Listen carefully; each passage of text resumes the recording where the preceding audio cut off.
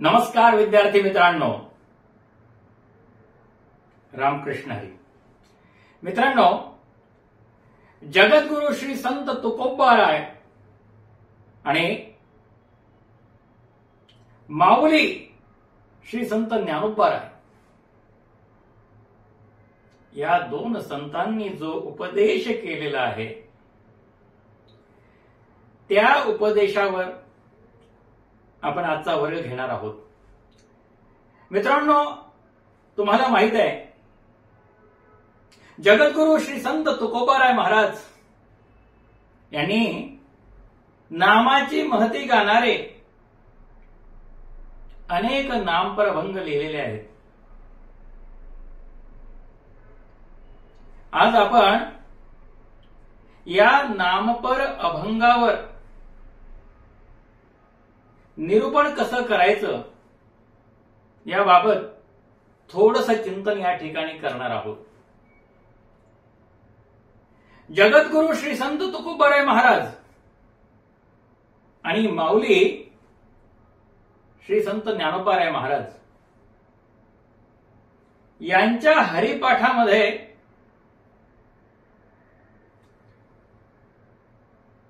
नामाची महती सांगणारे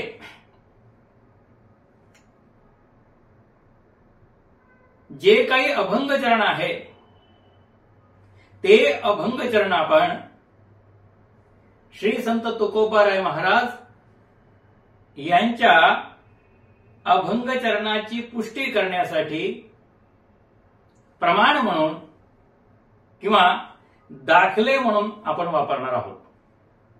तर मित्रांनो, आधी आपण श्री संत तुकोबाराय महाराज यांचे काही अभंग पाहूया. मित्रांनो, आपल्याला वेळ वाचवायचा असल्यामुळे मी फक्त अभंगाचं पहिलं चरण सांगणार आहे. आपल्यापैकी ज्या मंडळींचा अभ्यास असेल त्यांनी खाली कॉमेंट बॉक्समध्ये तो संपूर्ण अभंग लिहिला तर कॉमेंट वाचणाऱ्यांना पण फार आनंद होईल. आणि मित्रांनो, आपण आमच्या चॅनलला सबस्क्राईब केल्यानंतर आमच्या चॅनलची मेंबरशिप जॉईन केली तर मेंबरशिपची तिसरी लेवल जी आहे शुभचिंतक, त्याच्यामध्ये डिस्क्रिप्शन बॉक्स असतो, त्या ठिकाणी हे अभंग आपल्याला पाहायला मिळतील. त्यामुळे आमची हात जोडून प्रार्थना आहे की आपण आमच्या चॅनलची मेंबरशिप सुद्धा घ्यावी आणि या पारमार्थिक कार्याला थोडी गती आपणही द्यावी. तर मित्रांनो, वेळ न घालवता आपण श्री संत तुकोबाराय यांचे काही अभंग पाहू. म्हणजे या अभंगाचे पहिले चरण फक्त आपण विचारात घेणार आहोत. विठ्ठल विठ्ठल विठ्ठल विठ्ठल विठ्ठल विठ्ठल विठ्ठल.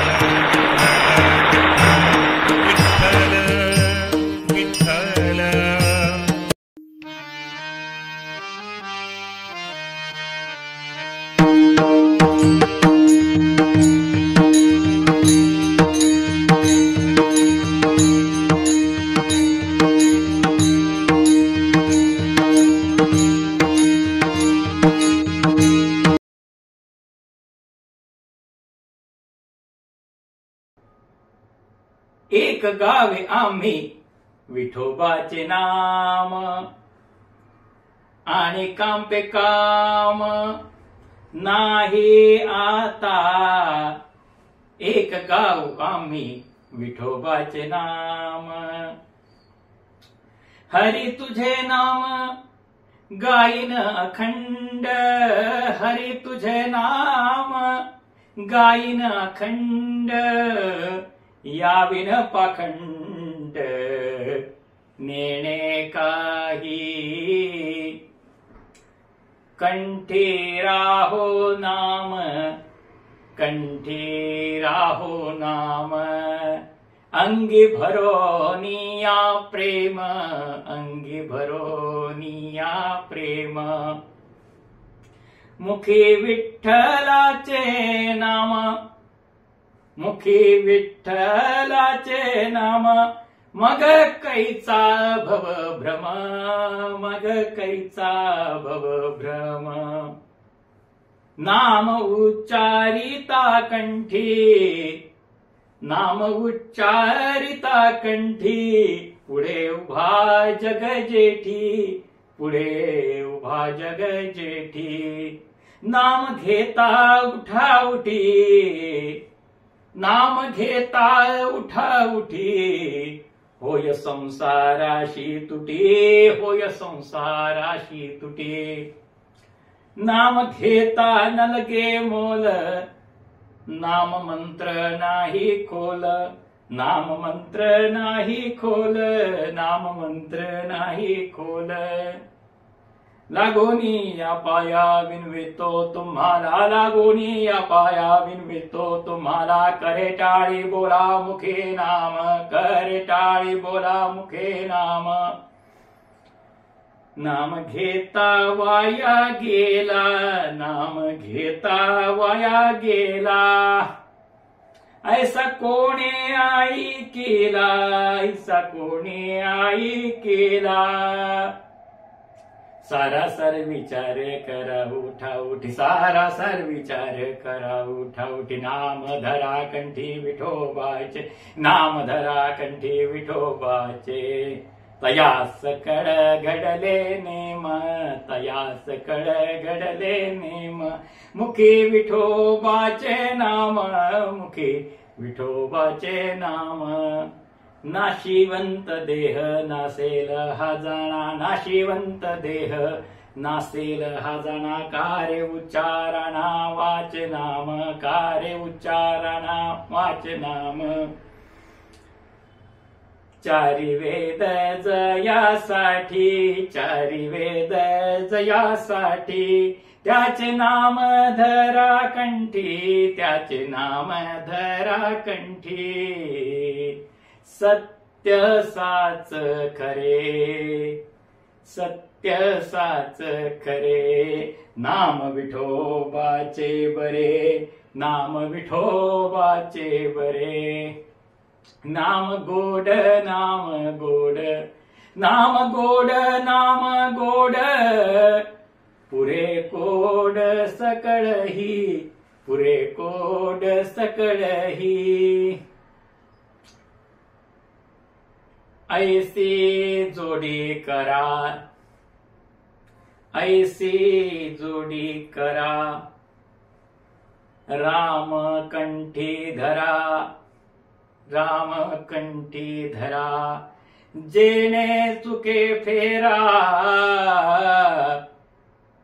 गर्भवास, फलकट तो संसार, फलकट तो संसार, येथे सार भगवंत, येथे सार भगवंत,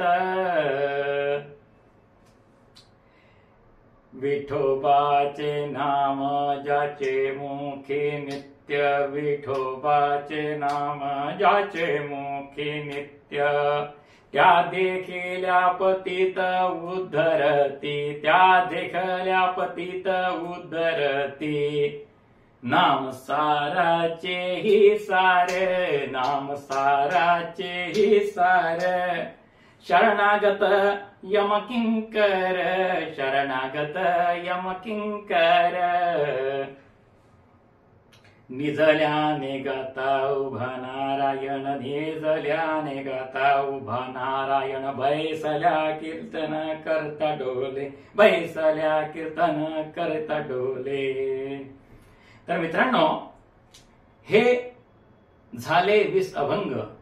या ठिकाणी वेळ वाचवण्यासाठी आपण अभंगाचं पहिलं चरणच या ठिकाणी आपण गायन केलेलं आहे. मित्रांनो, आता या नामपर अभंगाला आपल्याला माऊली संत श्री ज्ञानोबा राय यांचा जो श्री हरिपाठ आहे त्यातील काही अभंग चरण प्रमाण किंवा दाखले म्हणून आपल्याला या ठिकाणी उपयोगात आणायचे आहेत. मित्रांनो, हे चरण फक्त 9 आहेत. असं जर तुम्हाला सांगितलं तरी संख्या लक्षात राहणार नाही. म्हणून या ठिकाणी मला 9 चरण सांगायचे आहे. म्हणून मी या विषयाला नाम नवनीत असं नाव दिलेलं आहे. ते केवळ आपल्या अभ्यासासाठी आणि संदर्भासाठी आहे की आपण या ठिकाणी 9 अभंग चरण सांगणार आहोत. मित्रांनो, मागचा माझा एक व्हिडिओ आहे, ज्या व्हिडिओमध्ये माऊलींच्या श्री हरिपाठातील आपण 43 संकल्पनांचा उल्लेख केलेला आहे. जर आपण तो व्हिडिओ पाहिला नसेल तर कृपया पाहून घ्यावा. आता गंमत कशी आहे की एका अभंग चरणामध्ये केवळ एकच संकल्पना असा काही हिशोब नाहीये. एकाच अभंग चरणात 2, 3 किंवा 4 संकल्पना सुद्धा असू शकतात. तर मित्रांनो, या संकल्पना जेव्हा आपण सखोलपणे जाणून घेणार आहोत त्यावेळेस आपण त्याचा विचार करू. आता फक्त एवढं ध्यानात ठेवा की नाम नवनीत म्हणून ज्या काही संकल्पना या ठिकाणी आपण उपयोगात आणणार आहोत त्या संकल्पना अन्य संकल्पना सांगण्यासाठी सुद्धा वापरल्या जाऊ शकतात. म्हणजे अभंग चरण तोच, पण संकल्पना वेगळी. कशी ती आता आपण पाहणार आहोत.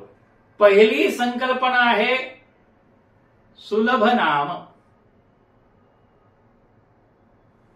ज्ञानदेव म्हणे नाम हे सुलभ, सर्वत्र दुर्लभ विरळ जाणे, सर्वत्र दुर्लभ विरळ जाणे. 8वा अभंग आणि 6वं अभंग चरण.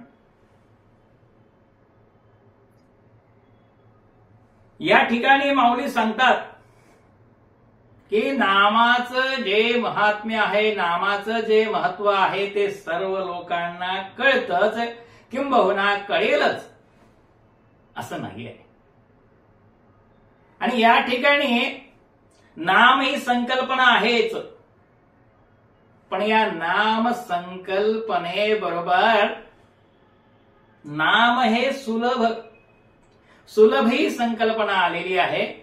आणि तिसरी संकल्पना जी आहे दुर्लभ ती आलेली आहे. म्हणून या ठिकाणी 3 मुद्दे आपण लक्षात घेतले पाहिजे. पहिला मुद्दा म्हणजे काय की नामस्मरण हे सर्वात सुलभ असं साधन आहे परमेश्वर प्राप्तीसाठी. हे साधन जरी सुलभ असलं तरी दुसरी महत्वाची गोष्ट म्हणजे दुसरा मुद्दा म्हणजे हे साधन करणारा भक्त जो आहे तो दुर्लभ असतो. आणि तिसरी गोष्ट म्हणजे नामस्मरण सातत्याने करणारा परमेश्वराचा जो भक्त असतो तो विरळा असतो. मित्रांनो, दुसरा महत्वाचा मुद्दा म्हणजे दुसरं अभंग चरण कोणतं? ज्ञानदेव म्हणे सगुणाय ध्यान, नाम पाठ मौन प्रपंचाचे. अभंग क्रमांक 9, चरण क्रमांक 4. याच्यातही 3 संकल्पना आहे, 3 मुद्दे आहेत, ते तुम्ही कृपया लक्षात घ्या. आपण सर्वसामान्य माणसं आहोत, सर्वसामान्य भक्त आहोत. त्यामुळे आपण भगवंताच्या सगुण रूपाचे ध्यान केले पाहिजे. सगुण हे ध्यान. दुसरा मुद्दा म्हणजे काय? आपण नाम पाठ केला पाहिजे. म्हणजे नामाकडे पाठ फिरवली, नामाकडे पाठ नाही फिरवावी. नामपाठ म्हणजे काय की सतत नामस्मरण केले पाहिजे. आणि तिसरी महत्वाची गोष्ट म्हणजे ज्या काही प्रापंचिक गोष्टी आहेत त्या प्रापंचिक गोष्टीविषयी आपण मौन बाळगलं पाहिजे. परंतु आपण लक्षात घेतो की आपण कितीही मनाने निर्धार करून जरी आपण देवळामध्ये गेलो, देवळामध्ये गेल्यावर काय होतं की ते रामभाऊला जर श्यामभाऊ भेटले तर मग रामभाऊ विचारतात कशी काय आहे तुमची मुलगी? ते त्याला विचारतात, तुमचा मुलगा नोकरीला चिकटला का? अशाच गप्पा होतात. देवळात जाऊन सुद्धा आपण परमार्थाच्या गप्पा करू शकत नाही.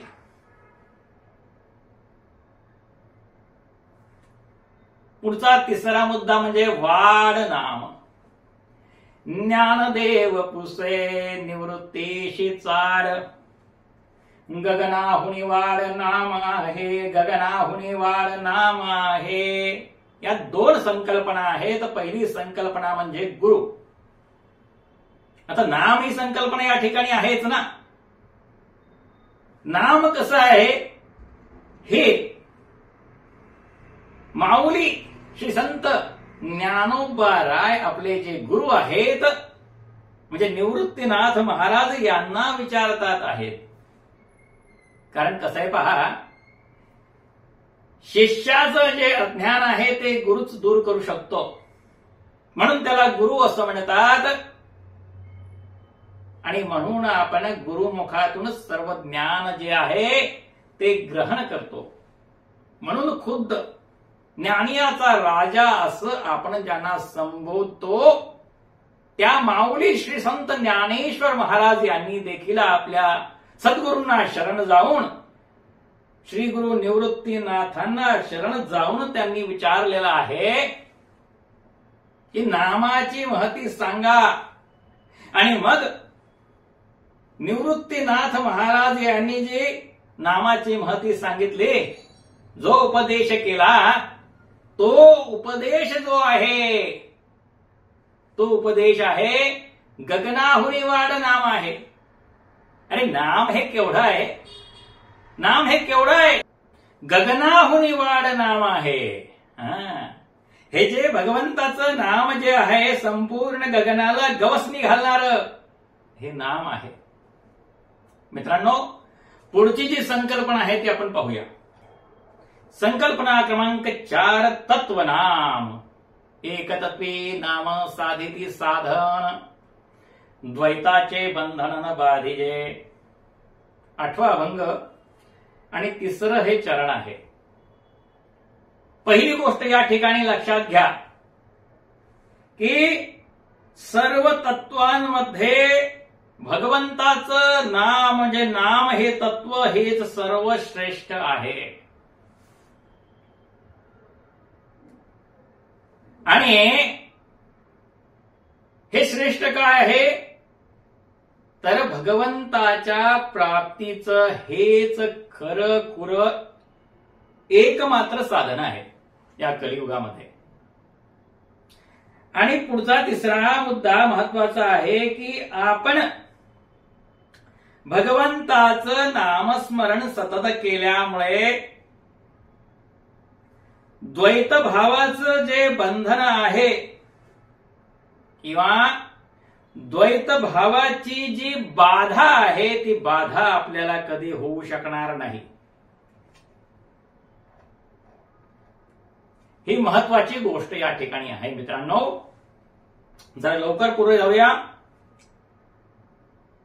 5वी जी संकल्पना आहे चित्तनाम. त्रिवेणी संगमी नाना तीर्थे भ्रमी. चित्त नाही नामी तरी ते व्यर्थ. अभंग क्रमांक 10, चरण क्रमांक 1. प्रयागराजला लोक जातात. गंगा, यमुना, सरस्वती या त्रिवेणी संगमात ते स्नान करतात. काही लोक अनेक तीर्थयात्रा करतात, पण त्या तीर्थयात्रेचं जे काही फळ आहे ते फळ त्याला मिळतं का?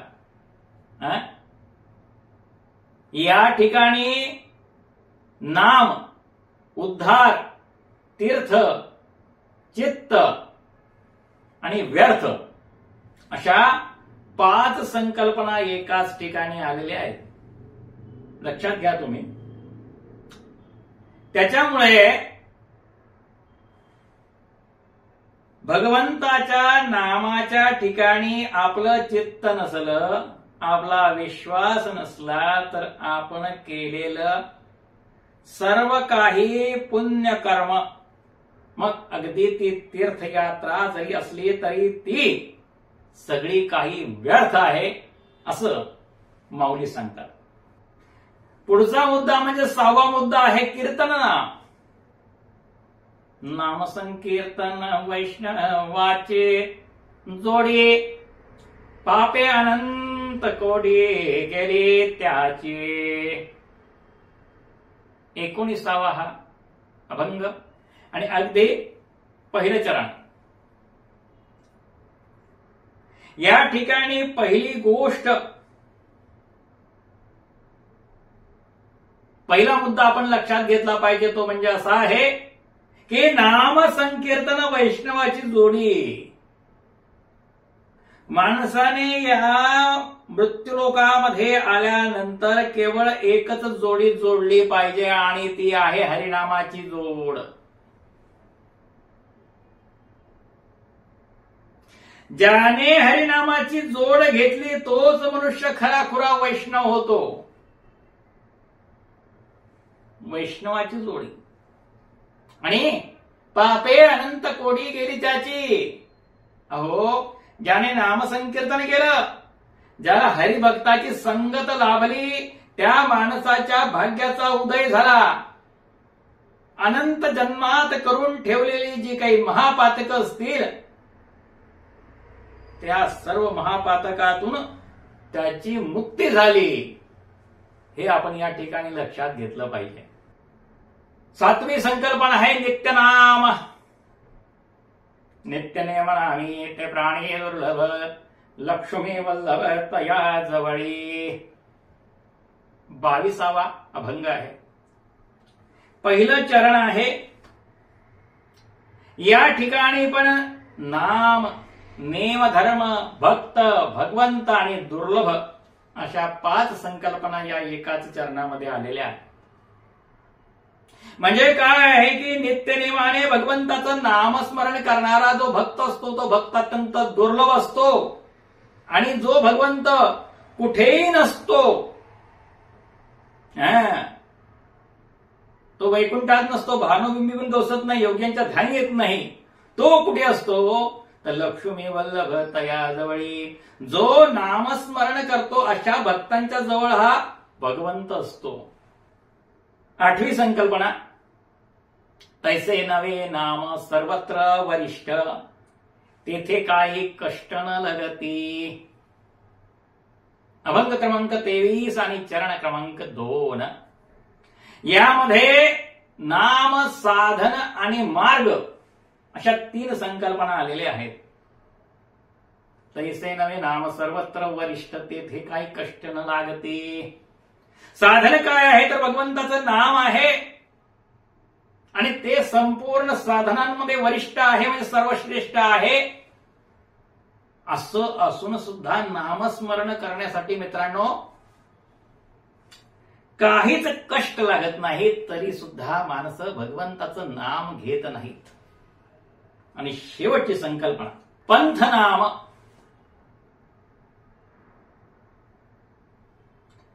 नाम प्रत्ये तत्व नाही रे अन्यथा, वाया आनिक पंथा जाशी झणी. अभंग क्रमांक 26 आणि चरण क्रमांक 3. मित्रांनो, यामध्ये नाम, तत्व, वाया व्यर्थ आणि मार्ग पंथ अशा आपल्या 4 संकल्पना आलेल्या आहेत. म्हणजे 4 संकल्पनांवर भाष्य करताना, 4 संकल्पनांचा विचार करताना आपण हा अभंगचरण वापरू शकतो. एकच तत्व नामस्मरण, त्याशिवाय या जगामध्ये कोणतंही तत्व नाही. आणि हे नामस्मरण, भगवंताचं नाम हे सर्वश्रेष्ठ साधन आहे. परंतु मनुष्य घाई गडबडीमध्ये चुकीच्या मार्गाला जाण्याची भीती असते. म्हणून सांगतात माऊली की वाया अनिक पंथा जाशील झणी. त्याच्यामुळे आपण चुकीच्या मार्गाला जाणार नाही आणि सतत भगवंताचं नामस्मरण करून या. आपल्या मनुष्य जन्माचं कल्याण करून घेऊ शकतो. मित्रांनो, आता या ठिकाणी तुम्ही लक्षात घ्या, आधी मी तुम्हाला संत शेष तुकाराम महाराजांचे 20 अभंग सांगितले होते, म्हणजे पहिलं चरण सांगितलं होतं. त्यातला कुठलाही अभंग तुम्ही निरूपणासाठी घेऊ शकता आणि उरलेले 19 चरण जे आहेत ते त्या चरणावरती तुम्ही विवरण करू शकता. हा फायदा होईल. त्याचबरोबर माऊलींनी जे काही 9 अभंग चरण मी या ठिकाणी सांगितलेले आहेत माऊलींच्या त्या श्री हरिपाठातील, तर त्या चरणांचा दाखला किंवा प्रमाण तुम्ही या ठिकाणी देऊ शकता आणि आपलं कीर्तन अधिक प्रभावी आणि अधिक चांगलं बनवू शकता. मित्रांनो, पुन्हा भेटूया. रामकृष्ण हरी.